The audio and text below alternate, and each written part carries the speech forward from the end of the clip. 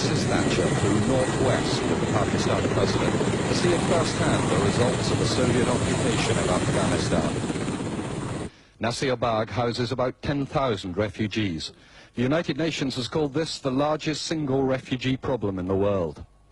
The British Prime Minister was greeted by children from the camp and then by elders from each of the provinces of Afghanistan. Inside the bright tented enclosure, 1,500 men waited. We were told that many of these men were mujahideen who'd travelled from the border specially for this meeting.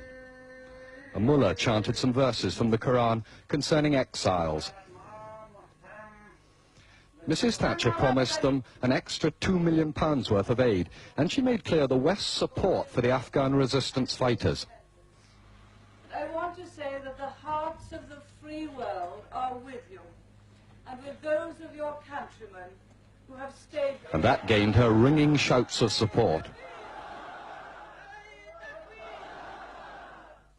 That was an all-male audience. Afterwards, Britain's first woman Prime Minister met the leaders of the refugee women, but that meeting was private. After lunch at Curried Goat, Mrs. Thatcher and General Zia flew northwest up the Khyber Pass, the ancient route through the mountains to the Afghan border. She landed at Landi Kotal, where local Maliks, chiefs of the Pathan tribes, waited to greet and to garland her. She was presented with 2 sheep. The Prime Minister patted them to signify acceptance. She said, "Look after them for me," a little optimistically, because tomorrow is an important feast day. The entourage stopped a few miles short of the border at an old frontier observation post where Mrs. Thatcher gazed into Afghanistan. At the border, the Prime Minister and General Zia inspected a guard of the famous Khyber rifles.